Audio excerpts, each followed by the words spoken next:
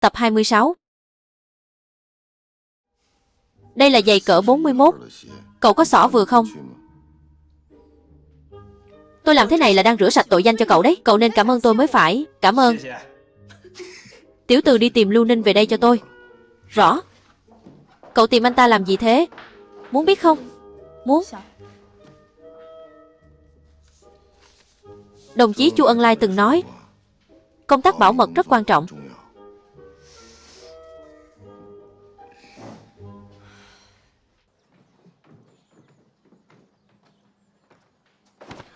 Trưởng phòng Lưu xin lỗi. Để tôi nhặt giúp ngài. Tiểu Binh à, cậu chẳng phải đã xin nghỉ phép rồi sao? Lâu lắm không gặp cậu rồi. Ở quê có thư gửi lên bảo mẹ tôi bị ốm. Tôi sốt ruột quá nên về ngay. Thế nên giờ mới vừa quay lại. Thế sức khỏe mẹ cậu không sao chứ? Không có gì đáng ngại, người già rồi. Tránh sao được mấy lúc đau yếu. Nghỉ ngơi tĩnh dưỡng chút là khỏe thôi. Không sao là tốt rồi, không sao là tốt rồi. Đi giày mới cơ à? Mới đi ngày đầu đúng không mới tinh thế. Đôi giày cơ quan phát vừa hay bị rách. Mẹ tôi tự khâu cho đôi mới nên tôi xỏ vào luôn. Đúng là sợi chỉ tay mẹ hiền áo trên vai con khờ. Có mẹ là hạnh phúc nhất rồi. Nếu anh thích, hôm nào tôi bảo mẹ khâu cho anh một đôi. Thôi khỏi tôi thì thôi. Tôi đi giày cũ thấy quen rồi. Vừa chân.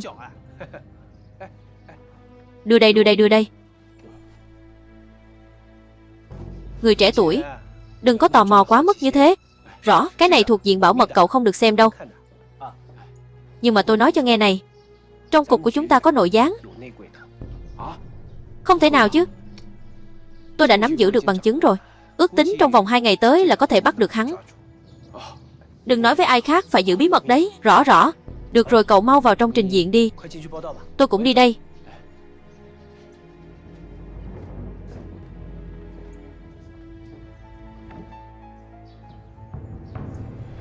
Hiện tại đây là manh mối duy nhất.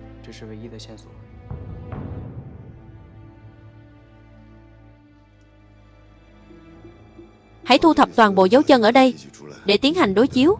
Rõ. Không được bỏ sót bất kỳ dấu vết nào. Tôi muốn có kết quả nhanh nhất có thể.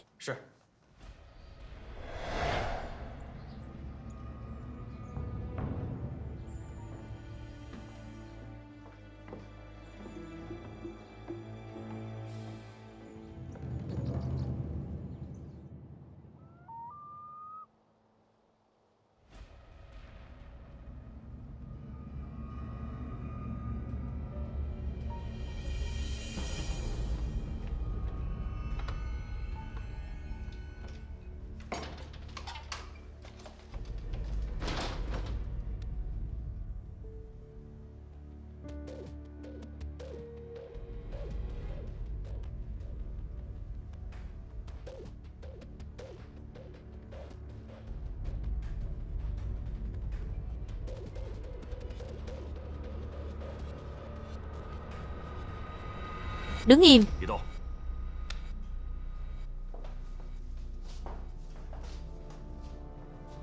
Có phải cậu đang tìm thứ này không?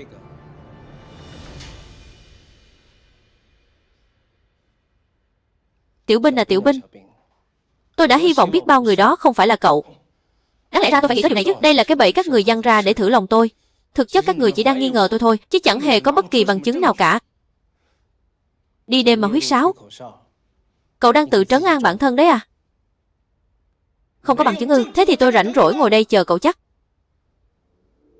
Tại hiện trường vụ nổ, dấu giày cậu để lại chính là bằng chứng thép. Cậu thừa hiểu rõ điều đó mà đúng không? Dấu giày ư? Dấu giày gì cơ? Bất kỳ tên tội phạm nào cũng đều để lại những manh mối sơ hở tại hiện trường vụ án. Đôi giày cậu đã đi khi gây án. Tôi đã bảo hổ tử tìm thấy nó ngay trong phòng ký túc xá của cậu rồi. Để tôi dạy cho cậu một bài học sau này, khi gây án xong thì nhất định phải đem tất cả dấu vết mà dọn dẹp cho thật sạch sẽ. Nhưng mà không sao đâu. Cậu sẽ không còn cơ hội lần thứ hai nữa đâu. Không thể nào như thế được. Được rồi, chính sách cậu cũng tự hiểu rõ mà. Không cần tôi phải nói nhiều nữa đâu, hãy thành khẩn khai báo tất cả đi. Tôi bảo đảm sẽ cho cậu cơ hội làm lại cuộc đời lần thứ hai. Nghe rõ chưa? Không thể nào.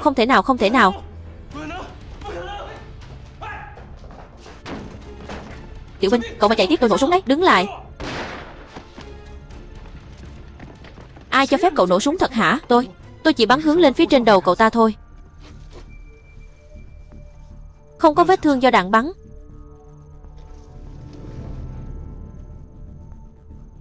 Cậu ta không chết vì trúng đạn, là bị trúng độc. Trúng độc.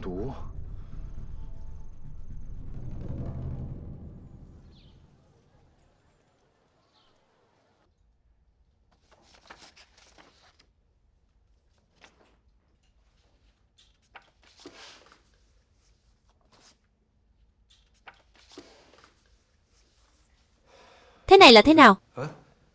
Chuyện gì thế này? Sao lại để cho người này lại chết một cách kỳ lạ như thế này? Đột ngột như vậy. Gần đây đã xảy ra một loạt sự kiện, như là nhà máy điện có ma, Bao Kiến Hoa mất tích và bị bắt cóc. Đây không phải là những vụ án riêng rẽ, tất cả những chuyện này đều liên quan đến chiến dịch kinh trập kia. Còn chúng ta thì hay rồi, hoàn toàn bế tắc, thật là mất mặt. Bây giờ lại để cho nghi phạm này chết một cách không rõ ràng ngay tại cục công an của chúng ta. Các cậu có còn muốn để tôi làm cục trưởng nữa không hả?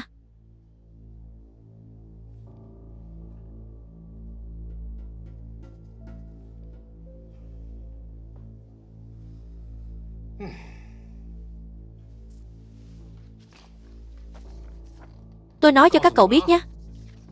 Chuyên án 625 phải được điều tra triệt để. Tôi ra lệnh phải bắt đầu từ cái chết của Ngụy Tiểu Binh. Tìm ra manh mối đột phá cho tôi.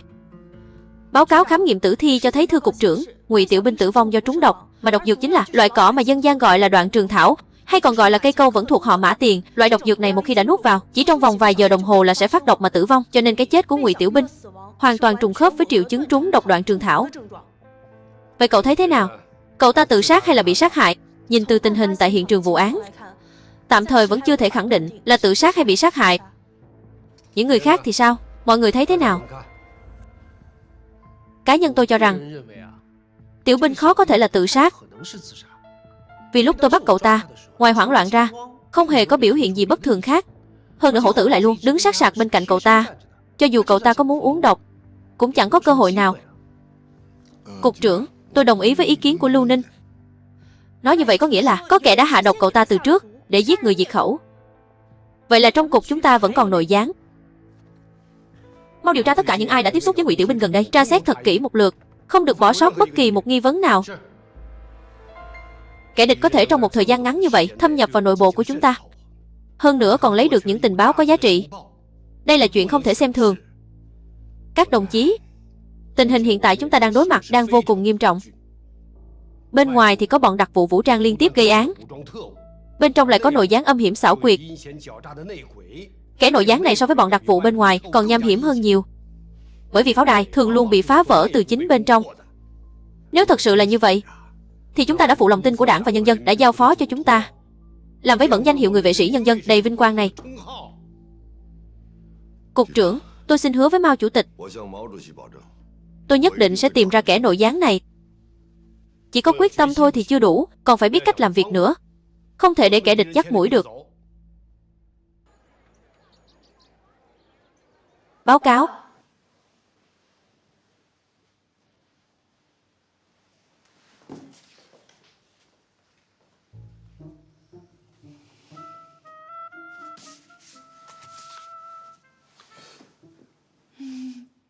Này, cậu vào phòng không biết báo cáo một tiếng à? Cậu bây giờ ấy à? Đúng là chẳng màng đến chuyện gì xung quanh cả, chỉ một lòng phá giải kỳ án.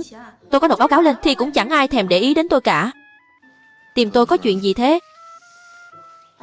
Cậu có muốn soi gương không? Nhìn cái vẻ mặt của cậu kìa, lông cậu nhíu chặt hết cả lại rồi. Nào cười một cái xem nào.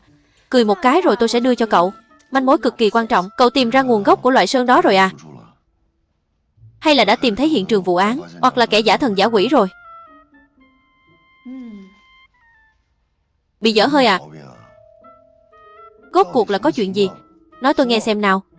Tôi đã nói rồi mà. Cậu cứ cười một cái đi, tôi sẽ đưa manh mối quan trọng cho cậu ngay. Đâu có thiệt thòi gì đúng không? Đồng chí Chu Vũ Hàn, tôi đề nghị cậu nghiêm túc một chút.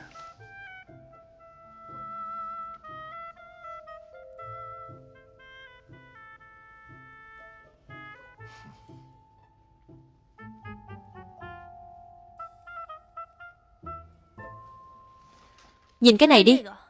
Cái này này tôi tìm thấy ở chỗ bọn đặc vụ địch, ngay tại hiện trường giả thần giả quỷ đó. Một chiếc đinh ốc. Chiếc đinh ốc này lợi hại lắm đấy. Nói rõ xem nào. Cậu nhìn xem. Chiếc đinh ốc này vẫn còn mới đến 8 phần, nhưng đó lại là một đoạn đường ống cũ đã bị bỏ hoang nhiều năm. Tại sao lại có một chiếc đinh ốc mới như thế này được lắp trên đường ống chứ? Đúng là một vấn đề đáng ngờ. Vớ vẩn không có vấn đề thì sao gọi là vấn đề được?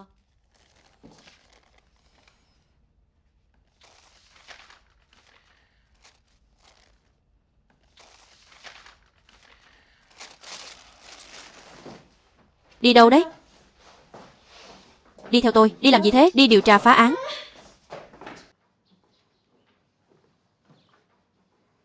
Cục trưởng Chu tôi đến rồi. Đến đông đủ cả rồi, tốt lắm. Lưu Ninh đến rồi thì chúng ta họp thôi. Nào ngồi xuống đi. Chỉ có mấy người chúng ta thôi à? Không đợi những người khác sao? Cậu còn muốn đợi ai nữa thế? Lúc nãy khi tôi đến đây, tôi không thấy Lục Khải và Tiểu Chu đâu cả. Họ đi đâu rồi thế? Có phải họ có nhiệm vụ mới rồi không? Sao mọi người lại thế? Sao chẳng ai chịu nói cho tôi biết? Lần nào cũng để tôi là người biết cuối cùng. Nhìn cậu kìa. Cậu biết cuối cùng cái gì chứ? Lại bắt đầu dỗi rồi đấy. Xem cậu kìa. Chắc là họ nghĩ cậu bận mà họ cũng bận rộn, nên không muốn làm phiền cậu thôi mà. Làm phiền cái gì chứ? Rõ ràng là họ đang. Đây là cô lập đồng chí cách mạng. Họ cố ý tránh mặt tôi đấy. Lưu Ninh cậu nghĩ nhiều quá rồi. Lưu Ninh cậu nói thế là không đúng rồi đấy. Dù gì cậu cũng là đồng chí kỳ cựu rồi mà. Kỷ luật của ngành chúng ta mà cậu lại không biết sao? Thật là cậu quan tâm đến họ làm gì chứ? Suốt ngày cứ suy nghĩ lung tung vớ vẩn. Ngồi xuống đi, chúng ta họp thôi. Cục trưởng Chu, tôi ngồi xuống.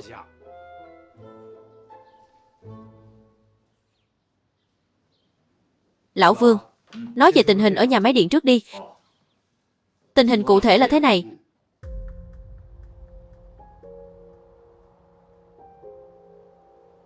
Đã điều tra ra nguyên nhân cái chết của kẻ ở nhà máy điện rồi. Vết sơn bám trong móng tay hắn, tôi đã đem đi xét nghiệm rồi. Trùng khớp với loại sơn mới phun trên đường ống nhà máy điện. Tôi còn điều tra ra được địa chỉ nhà hắn đăng ký ở nhà máy điện là giả. Chính tên này đã giở trò giả thần giả quỷ ở nhà máy điện. Trường hợp của hắn chắc cũng giống vụ Tề Thiệu Huy bị sát hại lần trước, là do đặc vụ địch đã chủ động cắt đứt manh mối. Phải mau chóng tìm ra mục tiêu hành động của kẻ địch. Hãy khẩn trương lên. Rõ.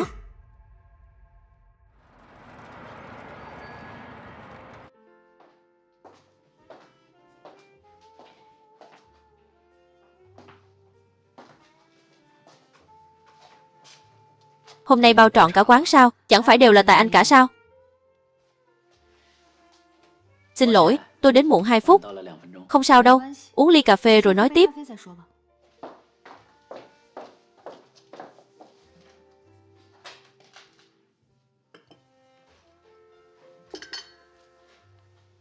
Khoan đã. Chúng ta đổi cho nhau đi.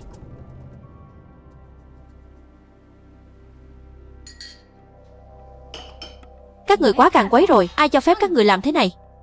Còn không mau đổi cho ngài Tào ly khác sạch sẽ hơn.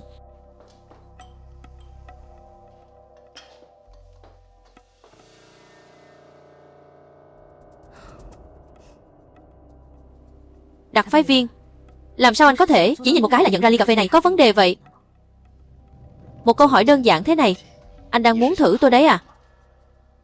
Nếu người phục vụ pha xong cà phê rồi lập tức bưng lên, thì quai của cả hai chiếc tách sẽ đều quay về một hướng.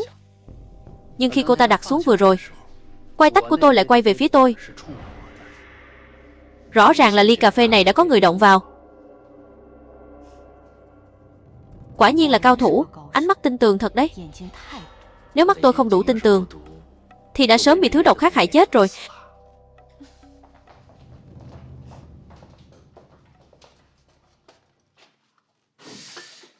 Tổng chỉ huy, chúng ta vốn dĩ là người ngồi chung một thuyền mà. Tại sao anh lúc nào cũng đề phòng tôi, rồi tìm cách hãm hại tôi thế? Tôi lại làm sao nữa đây?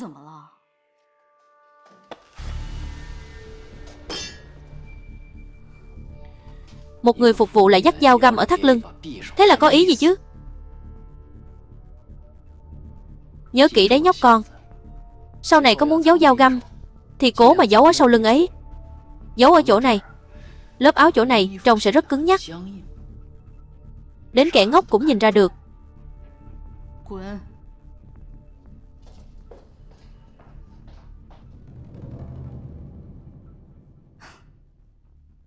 Đặc phái viên, tôi quả thực phải khâm phục anh rồi. Anh đúng là một đối thủ rất đáng gờm. Hóa ra bấy lâu nay anh luôn coi tôi là đối thủ sao? Thảo nào lúc nào cũng ra sức đề phòng tôi. Anh làm tôi thất vọng quá đấy. Đặc phái viên, hôm nay anh vội vã gọi tôi đến đây như thế, chắc không phải chỉ để nói mấy chuyện tào lao này đâu nhỉ? Có gì thì cứ nói thẳng ra đi.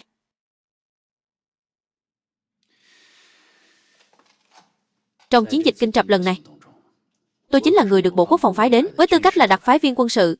Thế nhưng rất nhiều chuyện, rất nhiều hành động anh đều giấu tôi. Anh thấy làm như vậy có thỏa đáng không? Trong chiến dịch Kinh Trập lần này, tôi mới là tổng chỉ huy. Việc triển khai hành động thế nào, đó là quyền hạn của tôi. Lẽ nào anh đã quên mất quy tắc của hành động là gì rồi sao? Chỉ thi hành nhiệm vụ chứ không chất vấn nhiệm vụ. Chỉ là ngụy biện.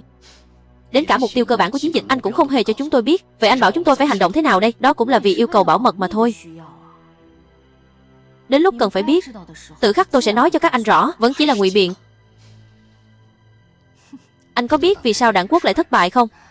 Thật ra chúng ta hoàn toàn không bại dưới tay đảng Cộng sản, mà là tự bại dưới tay của chính chúng ta. Quan văn tham ô hối lộ, mưu cầu tư lợi. Tướng võ ra trận thì tham sống sợ chết,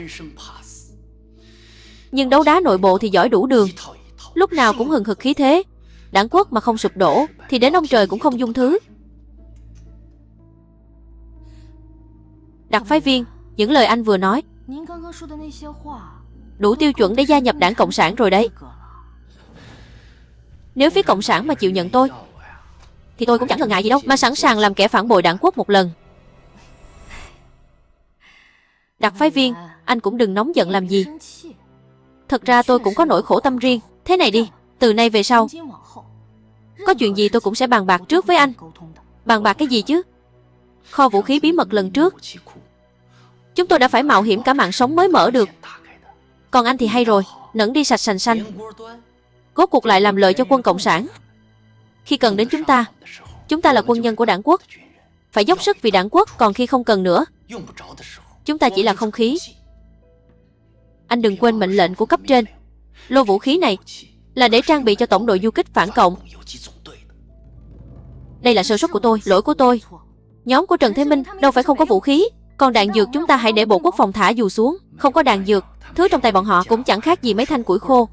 Dựa vào thả dù hoàn toàn không phải là cách.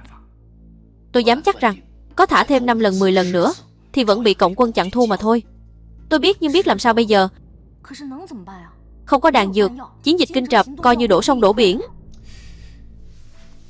Người sống lẽ nào lại để chịu chết nghẹn vì chuyện cỏn con này? Tôi lại có một cách này, có thể giải quyết được tình thế cấp bách trước mắt. Cách gì thế?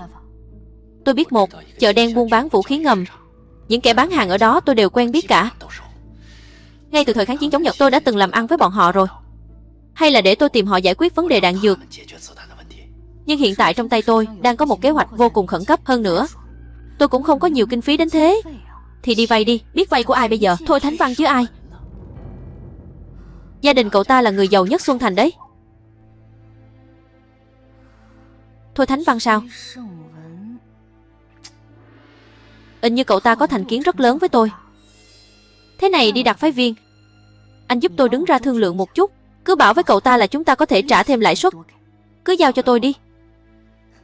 Người anh em Thôi Thánh Văn tuy ngang bướng khó bảo, nhưng lòng trung thành dành cho đảng quốc thì ai ai cũng thấy rõ. Vậy thì trăm sự nhờ Đặc phái viên. Dễ nói thôi.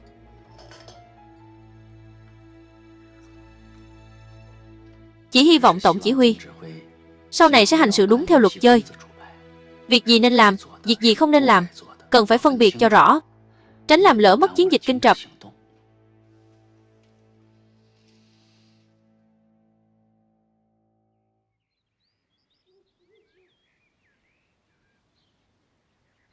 Tam đệ nhìn kìa,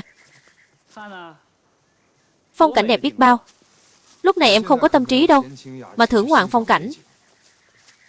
Chúng ta bây giờ giống như đang chèo thuyền trong đêm tối vậy, hoàn toàn không xác định được phương hướng.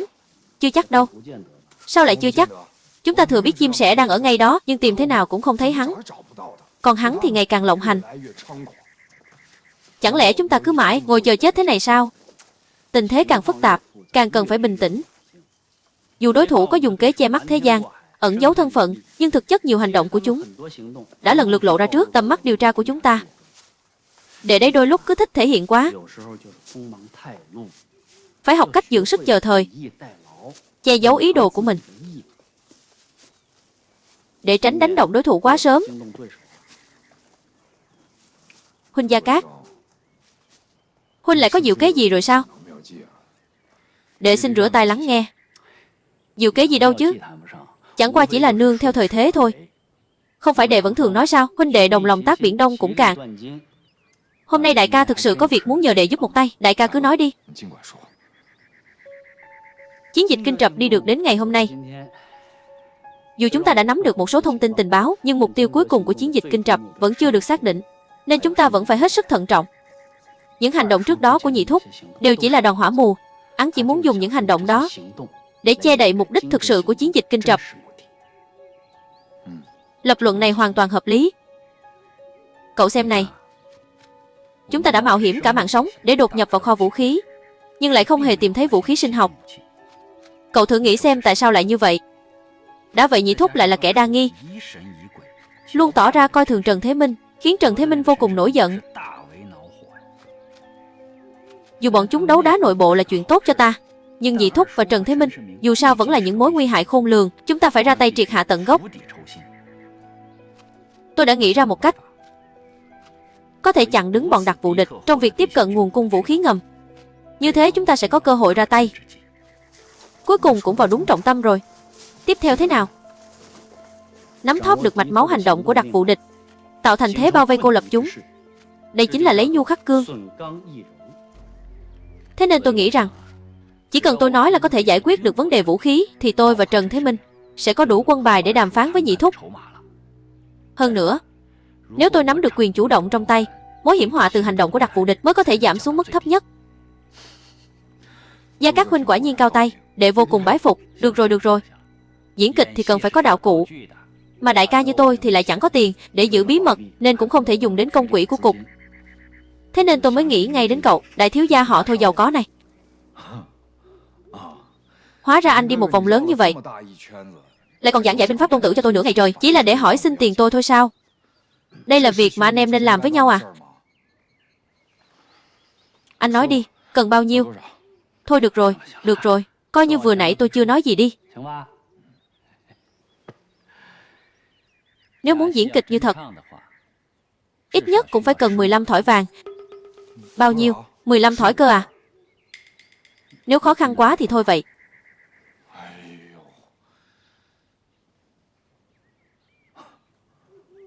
Không khó khăn gì cả, đảm bảo hoàn thành nhiệm vụ. Đúng là đại phú hộ.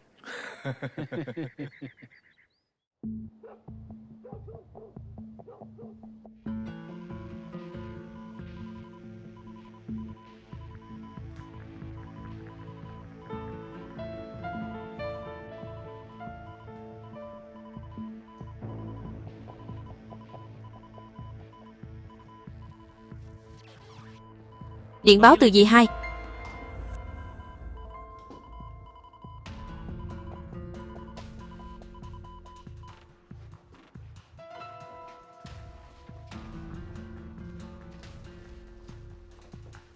Thưa đặc phái viên, ngài tìm tôi có việc gì?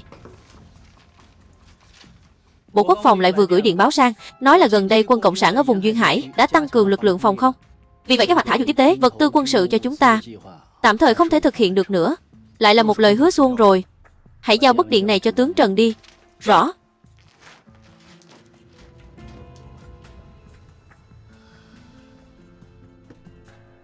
Ta đang ở trên thành lầu ngắm cảnh núi non.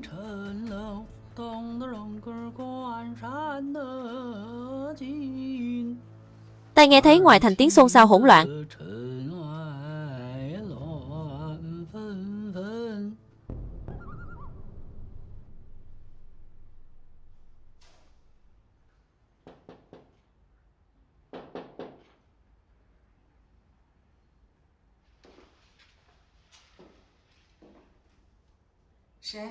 Ta.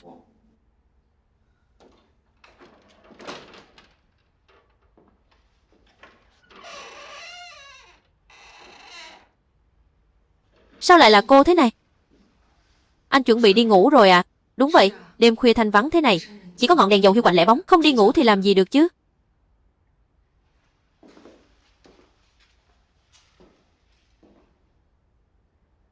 Mà cô về muộn thế này có việc gì không?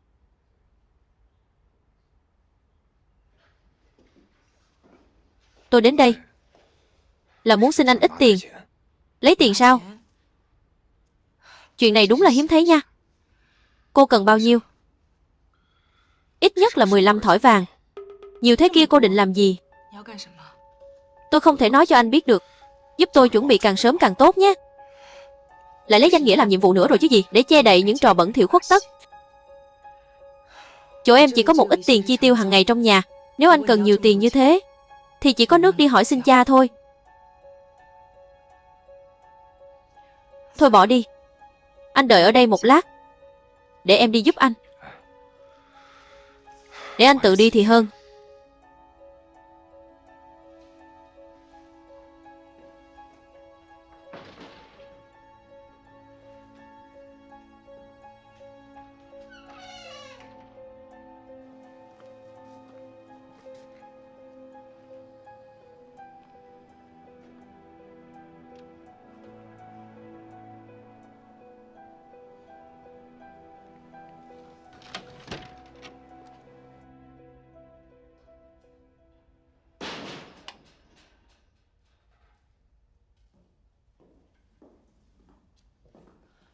Cha, sao cha vẫn chưa ngủ à? Cha, con không nên đến làm phiền cha muộn thế này. Được rồi, đừng nói nữa. Con tìm ta vào giờ này chắc chắn là có chuyện rồi. Con muốn hỏi mượn cha ít tiền. Bao nhiêu? 15 thỏi vàng. Cha xem kìa, ngày thường nó cứ thần long thấy đầu không thấy đuôi. Vừa mới về đã đòi nhiều tiền thế này, cũng chẳng biết là để làm gì. Ngày trước con chưa tròn chữ hiếu, lại toàn gây thêm phiền phức cho cha. Thực sự là... Thôi được rồi.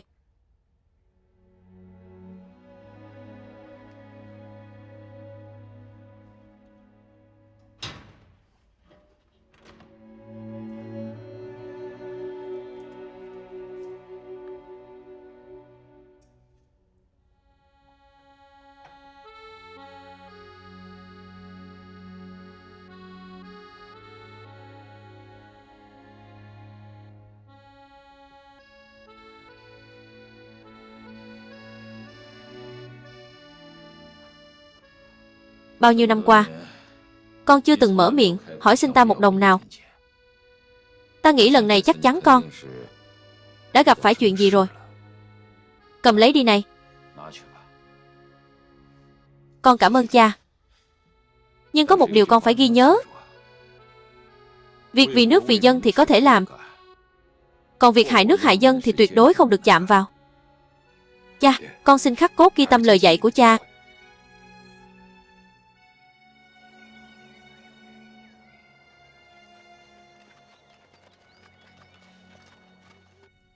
Tôi làm việc xưa nay luôn quang minh lỗi lạc, không thích giấu giấu giếm giếm.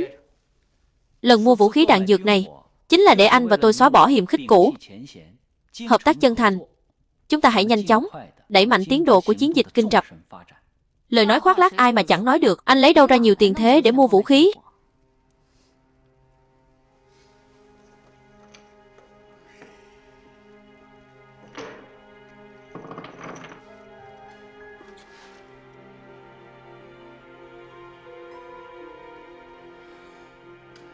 Đúng là đặc phái viên có khác.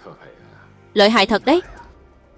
Anh không lấy tiền quân lương mà Bộ Quốc phòng cấp cho chúng ta để làm màu đấy chứ. Việc này tôi không làm đâu. Làm sao có chuyện đó được? Một là không thể, hai là không đủ. Chỉ với chút quân phí ít ỏi mà Bộ Quốc phòng cấp cho chúng ta, mà muốn mua nhiều đạn dược thế này thì đúng là chẳng thấm vào đâu. Thế anh kiếm đâu ra vậy? Tôi thì không có tiền rồi. Nhưng anh đừng quên, trong nhóm của chúng ta vẫn còn Thôi đại công tử nữa. Gia đình cậu ta là gia tộc giàu nhất Xuân Thành đấy. Tốt lắm, đặc phái viên và Dạ Lan, tinh thần cống hiến vô tư cho đảng quốc, rất xứng đáng để mỗi người chúng ta học tập. Tiếp theo tôi sẽ chống mắt lên xem đặc phái viên làm thế nào dưới sự giám sát chặt chẽ của Cộng sản mà mua được hết số đạn này về. Nếu không có bản lĩnh thực sự thì tôi đã không nhận việc khó nhằn này. Tôi không dám dùng số tiền lớn này để đùa giỡn đâu. Được. Một lời đã định. Một lời đã định.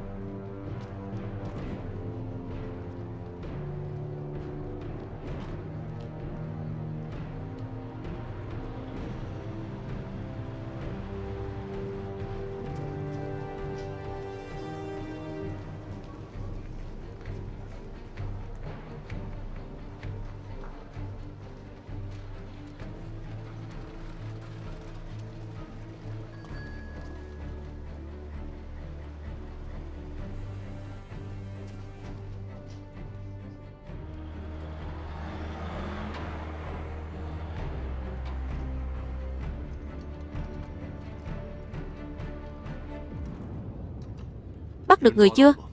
Sau khi nhận được mệnh lệnh, chúng tôi đã lập tức tới đây ngay. Nhưng tại hiện trường không bắt được ai. Có phát hiện gì khác không? Nhìn từ hiện trường, chắc hẳn họ đã rời đi khá vội vã. Đã lục soát kỹ từng phòng chưa? Đang tiến hành lục soát, đi thôi.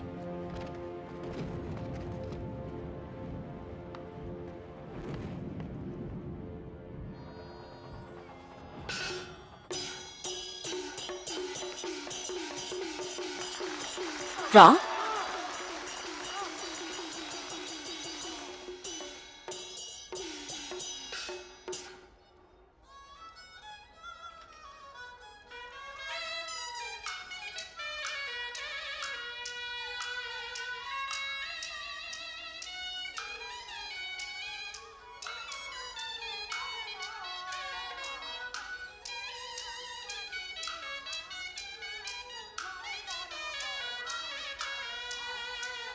Rõ. Được. Được.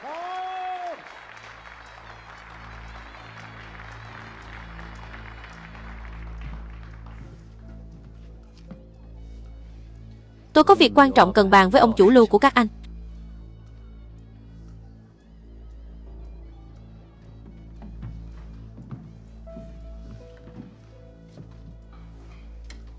Chẳng phải Lưu lão bản thích nghe kinh kịch lắm sao?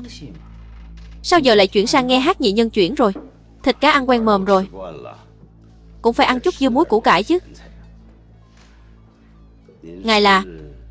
Tại hạ họ Tào, muốn cùng Lưu đại đương gia bắt tay hợp tác. Kẻ đưa tin nào dắt mối cho ngươi đến đây?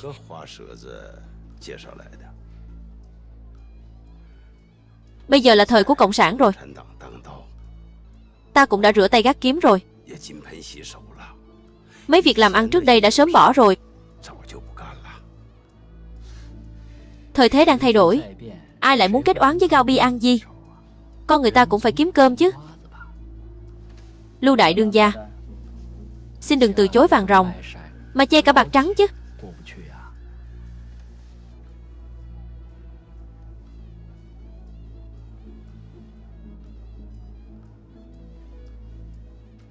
Để Tào trưởng quỹ chê cười rồi. Bây giờ đã là xã hội mới rồi. Ta cũng muốn làm lại cuộc đời. Ngài hãy về cho. Cả nhà tôi sắp bị giết sạch rồi.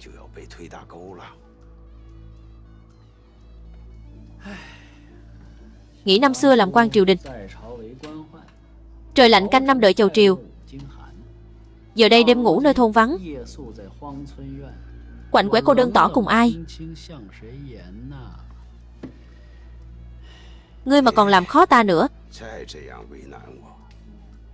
ta sẽ báo quan bắt ngươi đấy. Lưu hói, đừng có cho thể diện mà không biết điều. Đúng là khỉ mặc áo gấm mà đòi làm sang trước mặt tôi.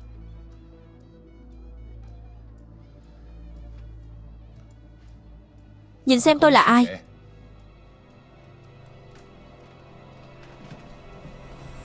Tiểu đệ bái kiến ân nhân cứu mạng. Ngươi vẫn còn nhận ra ta sao? Khắc cốt ghi tâm. Thả vợ tôi ra. Vợ ơi, thả vợ tôi ra. Thả Thái quân tôi xin các ngài. Con tôi còn nhỏ, nó còn phải...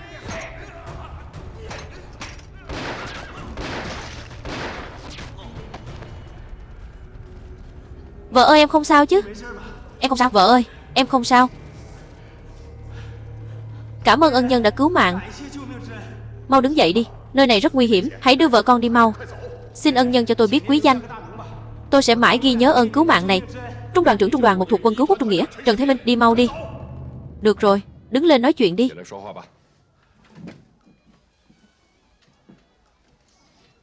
Ta biết thừa bản lĩnh của Lưu đầu trọc nhà ngươi mà. Việc có khó đến mấy, đến tay ngươi cũng chẳng là gì cả. Quá khen, quá khen. Đây là 10 thỏi vàng. Tôi cần 50.000 viên đạn súng trường và 1.000 quả lựu đạn Mỹ. Chuyện này chỉ có bấy nhiêu tiền thôi sao? Mà ngươi đòi hỏi nhiều quá đấy. Đây đã là toàn bộ gia sản của tôi rồi. Giờ tôi như hổ lọt bầy cừu, bị vây hãm ở núi Lưỡng Lan, trong thiếu lương thực, ngoài thiếu cỏ nuôi ngựa, chờ viện binh mãi chẳng thấy tới. Xem chừng tấm thân già tàn phế này khó mà quay trở về được nữa. Mong ông hãy hết sức thông cảm. Nhưng tình hình hiện tại đang rất căng thẳng. Được rồi, cứ quyết định thế đi. Sau khi xong việc sẽ có thêm 5 thỏi vàng nữa. Tôi nhất định sẽ dâng tận tay ông.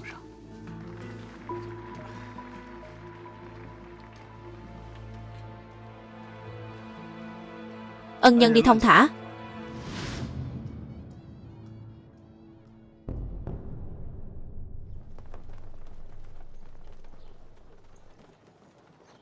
Cục trưởng, ngài tìm tôi ạ. Cậu xem mật điện của lão Di đi. Nhất định phải cướp bằng được lô vũ khí này. Ngài yên tâm, tôi xin hứa sẽ hoàn thành nhiệm vụ. Phải đảm bảo không được xảy ra bất kỳ sai sót nào. Thân phận của lão Di là quan trọng nhất. Chúng ta còn cần hắn diễn một vở kịch lớn nữa. Rõ. Đi đi.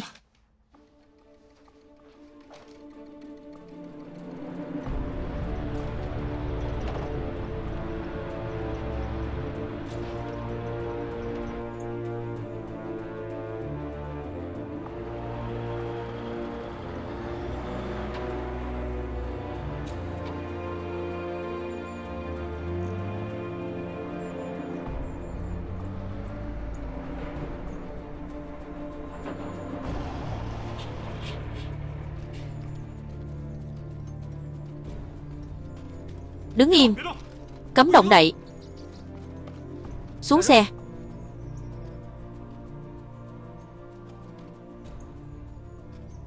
Trưởng quan, có chuyện gì thế trưởng quan? Trên xe của anh chở cái gì thế kia? Toàn là hàng tạp hóa với đồ dùng hàng ngày thôi ạ.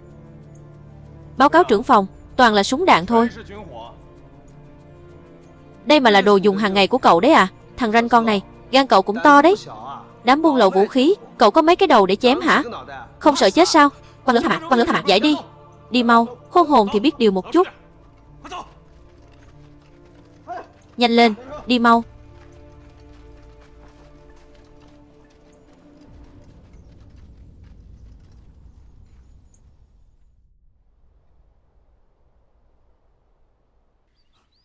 Không ngờ một người khôn ngoan như đặc phái viên mà cũng có ngày phải nếm mùi thất bại thảm hại. 15 thỏi vàng đó coi như đổ sông đổ bể hết rồi. Tổng chỉ huy, mưu sự tại nhân, thành sự tại thiên thôi mà. Tôi thì hết cách rồi. Bước tiếp theo phải làm thế nào đều nghe theo ngài cả. Đúng là khéo ăn khéo nói thật đấy.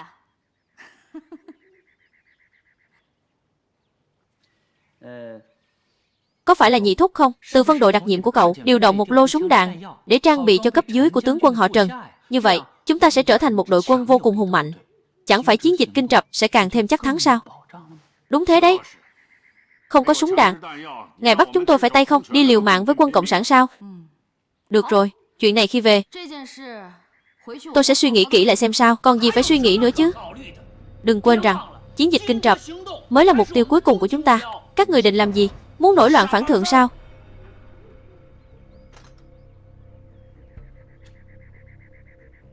Súng đạn là trang bị cơ bản của một quân đội. Đến lúc cần đưa cho các người, tự khắc tôi sẽ đưa.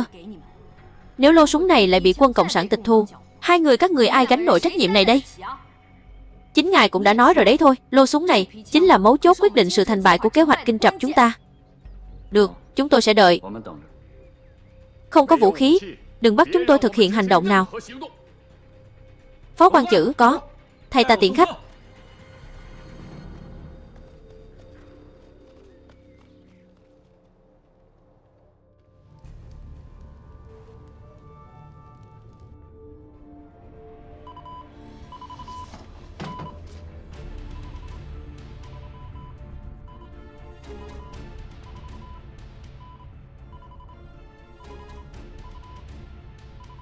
Châu chấu.